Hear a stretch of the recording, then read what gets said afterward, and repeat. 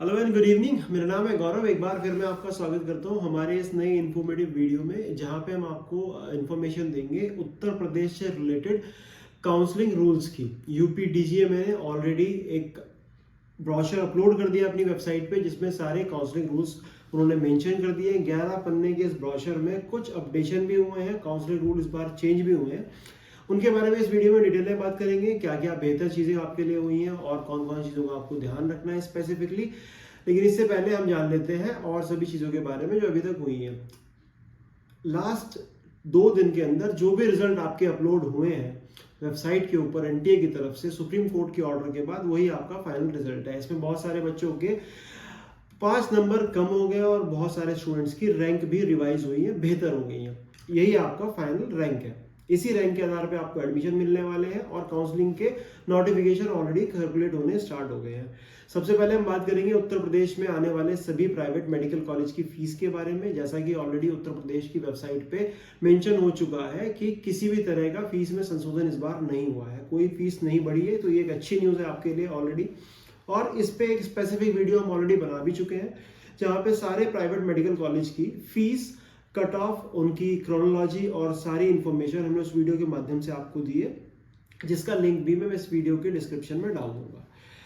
ये तो बात हुई अभी तक की इंफॉर्मेशंस की। अब हम बात करेंगे काउंसलिंग के बारे में कि क्या क्या रूल्स अपडेट हुए हैं, किन किन चीज़ों का आपको ध्यान रखना है। इस बार कुछ पॉजिटिव चेंजेस भी देखे गए हैं और सबसे इंपॉर्टेंट चीज़ जो सुन रहे थे कि 13 नए government medical college Uttar Pradesh में आने वाले हैं, अभी तक उनके बारे में कोई भी कंक्रीट इन्फॉर्मेशन नहीं है, क्योंकि कहीं ना कहीं स्टाफ रिक्रूट नहीं हो पाया है उन कॉलेज में और अभी तक नहीं लग रहा है कि वो कॉलेज स्टार्ट हो पाएंगे। तो सीट मैट्रिक्स नहीं आई है, समय सारणी यानी कि आपकी काउंसलिंग की डेट्स अभी तक नहीं आई है, बट काउंसलिंग के रूल्स आ गए हैं। उन रूल्स को हम आज डिटेल में डिस्कस करेंगे। सबसे इंपॉर्टेंट चीज़ आपको ये समझने वाली है कि उत्तर प्रदेश एक ओपन स्टेट है और ओपन स्टेट होने के साथ साथ यहाँ पे हर स्टूडेंट एलिजिबल होता है इंडिया का जो क्वालिफाइड है।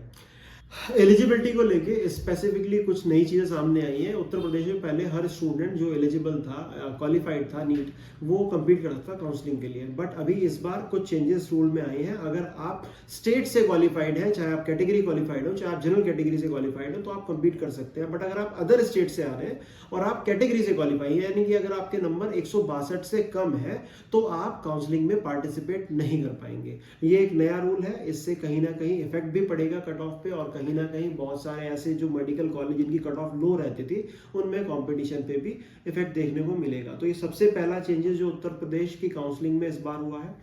सेकेंड चेंजेस जो इस बार हुए हैं वो हुए हैं आपके काउंसलिंग की फ्री एग्जिट को लेके। उसके बारे में हम डिटेल में बात करेंगे। उससे पहले हम जान लेते हैं कि रजिस्ट्रेशन अमाउंट और सिक्योरिटी डिपॉजिट क्या होने वाला है, क्योंकि जो पहले भी वीडियो बनाई थी उसमें बहुत सारे क्वेश्चंस इस चीज़ों को लेके आए थे। तो एक बार मैं दोबारा आपको बता देता हूँ कि रजिस्ट्रेशन अमाउंट जो आपका रहेगा काउंसलिंग का फर्स्ट, सेकंड और थर्ड राउंड, यानी कि फर्स्ट राउंड, सेकंड राउंड और मॉपअप राउंड का सेम रहेगा, that is 2000 rupees for every student. और अगर आप स्टे राउंड यानी कि फोर्थ राउंड में पार्टिसिपेट करना चाहते हैं तो आपको एडिशनली 1000 रुपीज पे करना पड़ेगा। अगर आप एक ऐसे स्टूडेंट हैं जिन्होंने पहले 3 राउंड में अप्लाई नहीं किया था, फिर भी आप स्टे राउंड में री रजिस्टर करने के लिए एलिजिबल होंगे, बट आपकी काउंसलिंग फीस अगेन 3000 रुपीज ही होगी।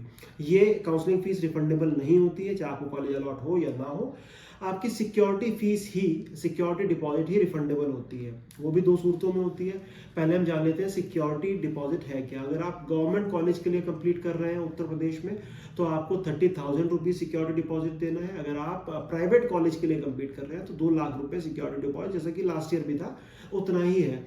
डेंटल कॉलेज के लिए आपको 1 लाख रुपए सिक्योरिटी डिपॉजिट देना पड़ेगा। और अगर आप एक ऐसे स्टूडेंट हैं जो गवर्नमेंट और प्राइवेट दोनों कॉलेज के लिए कंप्लीट कर रहे हैं, तो 2 लाख रुपए ही आपके लिए सिक्योरिटी डिपॉजिट होगा।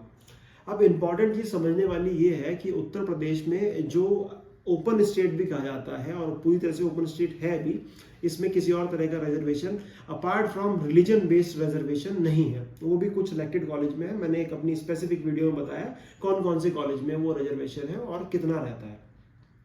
तो ऐसी स्थिति में आपको ये समझना जरूरी है कि काउंसलिंग के प्रोसीजर क्या होंगे। अगर आप फर्स्ट राउंड का काउंसलिंग अटेंड करने जाएंगे तो आपको पहली बार ऐसी अपॉर्चुनिटी उत्तर प्रदेश में मिल रही है कि आपको फ्री एग्जिट मिलेगा। पहले उत्तर प्रदेश में फ्री एग्जिट नहीं होता था, यानी कि अगर आपको सीट अलॉट हुआ तो आपको या तो वहां पे रिपोर्ट करना पड़ेगा, और अगर आप रिपोर्ट नहीं करते हैं, अपग्रेडेशन के लिए आते हैं, तो आपका जो सिक्योरिटी डिपॉजिट था वो रिफंड नहीं होता था। बट इस बार पहली बार एक नया रूल जो कि पॉजिटिव के रूप में देखा भी जा रहा है और कहीं ना कहीं बहुत सारे मेरिटोरियस स्टूडेंट को इस रूल का फायदा भी होगा कि आप फर्स्ट राउंड में अगर आप एक कॉलेज अगर आप कोई कॉलेज अलॉट होता है उसके बाद अगर आप उसको विड्रॉ भी करना चाहते हैं तो आपको सिक्योरिटी आपकी डेड नहीं होगी, आपकी सिक्योरिटी जब्त नहीं होगी, आप सेकंड राउंड में जा सकते हैं। बट सेकंड और थर्ड राउंड में अगर आपको कॉलेज अलॉट होता है तो डेफिनेटली या तो आपको रिपोर्ट करना पड़ेगा या फिर आपको अगर अपग्रेडेशन के लिए जाना है तो आपका सिक्योरिटी डिपॉजिट वहां पे खत्म हो जाएगा। इसी के साथ अगर आप स्टे राउंड में compete कर रहे हैं और स्टे राउंड में आपको एक कॉलेज अलॉट होता है और आप कॉलेज रिपोर्ट नहीं करते हैं तो आपकी सिक्योरिटी डिपॉजिट तो जाएगी जाएगी, साथ में आपको 1 साल के लिए बैन भी फेस करना पड़ेगा, यानी कि आप 2024 में नीट में compete नहीं कर पाएंगे। तो ये इंपॉर्टेंट चीज आपको ध्यान में रखने पड़ेंगे। सबसे स्पेसिफिकली पहली बार फ्री एग्जिट आपको मिल रहा है, एक अपॉर्चुनिटी मिल रही है अपग्रेडेशन की, तो आपको उसको सही तरह से यूटिलाइज करना है। बट उत्तर प्रदेश एक ऐसा स्टेट है जहाँ पे सबसे अच्छे कॉलेज भी आते हैं, कम बजट के कॉलेज भी आते हैं और पूरे देश का बच्चा यहाँ पे compete करता है। तो आपको प्रायोरिटी इस तरह सेट करनी है कि फर्स्ट राउंड में भी अगर आपको कॉलेज अलॉट हो तो आपको ये क्लैरिटी रहे कि अगर आप अपग्रेडेशन के लिए जा रहे हैं तो या तो आपको उससे बेटर ऑप्शन मिले या फिर आप उस कॉलेज को रिपोर्ट करें, क्योंकि सेकेंड राउंड में हो सकता है वो कॉलेज आपको दोबारा ना मिले। अभी तक हमने डिस्कस किया एलिजिबिलिटी में थोड़े से माइनर से चेंज हमें देखने को मिले, उसके बाद एक ड्रास्टिक और एक बढ़िया और पॉजिटिव चेंज हमको काउंसलिंग रूल्स में देखने को मिला। सिक्योरिटी डिपॉजिट मैंने आपको बताया कितना होगा, कैसे जमा होगा। सबसे इंपॉर्टेंट चीज ध्यान रखने वाली ये बात है कि आप जब सिक्योरिटी डिपॉजिट जमा करते हैं तो आपको अपने उसी अकाउंट से जमा करना है, यानी कि अपने ही अकाउंट से जमा करना है और ये ट्रांजेक्शन ऑनलाइन होती है, क्योंकि जब भी आपको रिफंड होगा, दोनों स्थिति में, अगर आपको कॉलेज अलॉट नहीं हुआ या फिर अलॉट करने के बाद आपने लोगों को कॉलेज रिपोर्ट किया तो वो आप ही के अकाउंट में होता है। तो हमेशा याद रखिए कि अपना और ये जो ट्रांजेक्शन होगा वो ऑनलाइन माध्यम से होगा, यानी कि या तो आप नेट बैंकिंग यूज कर सकते हैं या फिर debit card credit card use कर सकते हैं। तो आप जरूर ये चीज क्लैरिफाई कर लें अपने बैंक से कि आपकी ऑनलाइन ट्रांजेक्शन की limit more than 2 lakh rupees होनी चाहिए। उत्तर प्रदेश में बहुत सारे ऐसे दूरगामी क्षेत्र हैं जहाँ पे बच्चे साइबर कैफे प्रेफर करते हैं अपनी काउंसलिंग के लिए और ऐसी स्थिति में कई बार वो थर्ड पार्टी पर्सन को भी यूज करते हैं इन सिक्योरिटी डिपॉजिट को पे करने के लिए, और ऐसी स्थिति में जब रिफंड का नंबर आता है तो कई बार उनको चैलेंजेस फेस करने पड़ते हैं। तो आपको पहले से ये क्लियर रखना है कि जो भी आपको फीस पे करना है वो अपने डेबिट कार्ड क्रेडिट कार्ड या फिर ऑनलाइन बैंकिंग के थ्रू करना है। आजकल सभी बैंक में ऑनलाइन बैंकिंग की सुविधा अवेलेबल है, तो अपने बैंक से बात करके पहले आप क्लैरिटी इस चीज को ले लें। ये तो बात हुई आपकी रजिस्ट्रेशन की, एलिजिबिलिटी की और आपका काउंसलिंग रूल्स की। इसके अलावा एक और नया चेंज इस बार उत्तर प्रदेश में देखने को मिलेगा, वो है डॉक्यूमेंट वेरिफिकेशन को लेके। अभी तक उत्तर प्रदेश में डॉक्यूमेंट वेरिफिकेशन आपका ऑफलाइन हुआ करता था, यानी कि आप नोडल सेंटर पे जाते थे, आपने डॉक्यूमेंट पेश करते थे, वहां पे आपका डॉक्यूमेंट वेरिफिकेशन होता था। लेकिन फर्स्ट टाइम ऐसा होगा कि upnet.gov.in जो वेबसाइट है जिसके थ्रू आपकी काउंसलिंग होती है, उसी पे डॉक्यूमेंट अपलोड करके आपका ऑनलाइन वेरिफिकेशन भी होगा डॉक्यूमेंट का। इसके अलावा कुछ बीसेक सेंटर भी इन्होंने दिए हैं, जहां नोडल सेंटर जहां पे डॉक्यूमेंट वेरिफिकेशन के लिए इन्होंने मेंशन किए हैं। वो बेसिकली डॉक्यूमेंट वेरिफिकेशन सेंटर नहीं है, बट अगर किसी तरह की डिस्क्रिपेंसी आपके डॉक्यूमेंट्स में देखी गई या किसी भी तरह का कोई फॉल्ट आपको लगता है तो इन सेंटर पे जाके अपना डॉक्यूमेंट रिप्रोड्यूस करके उस डिस्क्रिपेंसी को आप दूर कर सकते हैं। इसलिए वो 20 सेंटर इन्होंने स्पेसिफिकली दिए हैं। अब जब हम डॉक्यूमेंटेशन की बात कर ही रहे हैं तो एक और चीज जाननी बहुत जरूरी है उत्तर प्रदेश के लिए। जब आप गवर्नमेंट मेडिकल कॉलेज के लिए compete करते हैं तो जो भी आपके EWS सर्टिफिकेट हैं या फिर कास्ट सर्टिफिकेट हैं वो आप याद रखें कि 1 अप्रैल 2024 के बाद ही इशू हुआ हो, अदरवाइज आप वंचित हो सकते हैं। डॉक्यूमेंट वेरिफिकेशन में आपको चैलेंज फेस करना पड़ सकता है, हो सकता है कि आपकी सीट भी आपके पास ना रहे, क्योंकि ड्यूरेशन काउंसलिंग के समय में इस बार शायद हो सकता है उतना ना मिले कि आप एक नया डॉक्यूमेंट प्रोड्यूस कर पाए।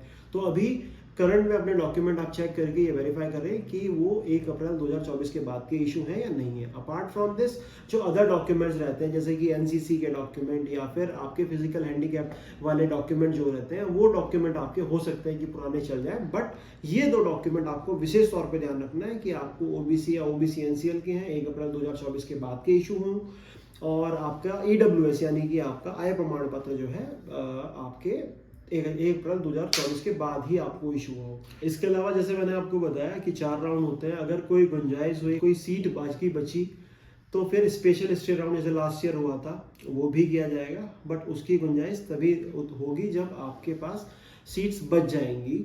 आपके 4 राउंड की काउंसलिंग के बाद। तो उसकी इन्फॉर्मेशन जब आएगी हम आपको प्रोवाइड करेंगे। अभी के लिए ये इन्फॉर्मेशन आपके लिए इनफ रहेगी काउंसलिंग के लिए। अपार्ट फ्रॉम दिस अगर आपके कोई क्वेश्चन है तो आप हमें कमेंट में लिख सकते हैं। एक और एल्गोरिथम जो कन्वर्जन का है आपके स्क्रीन पे आपको दिख रहा होगा, जिसमें आपको पता लगेगा कि कैसे सीट डिवीजन या फिर सीट कन्वर्जन होता है अगर वो कैटेगरी की सीट फिल नहीं होती है। इसके अलावा कोई और नई इन्फॉर्मेशन इस ब्रोशर के माध्यम से हमें देखने को नहीं मिल रही है। अपार्ट फ्रॉम दिस अगर आप किसी भी तरह की काउंसलिंग गाइडेंस के बारे में जानना चाहते हैं या सपोर्ट चाहते हैं तो हमारे पेड काउंसलिंग सेशंस भी हैं हमारे पास। आप हमें कनेक्ट कर सकते हैं हमारे गिवन नंबर्स पे, या फिर आप कमेंट करके किसी स्पेसिफिक इन्फॉर्मेशन को जानना चाहते हैं तो वो भी कर सकते हैं। यूपी की फीस के बारे में जो इस बार चेंज नहीं हुई है, ऑलरेडी एक वीडियो हम बना चुके हैं जहाँ पे हमने सारे कॉलेजेस की रैंक्स, ओपनिंग और क्लोजिंग रैंक्स जिन पे वो कॉलेज अलॉट हुए हैं वो भी आपको बताए हैं। उसका लिंक भी इस वीडियो के डिस्क्रिप्शन में आपको मिल जाएगा।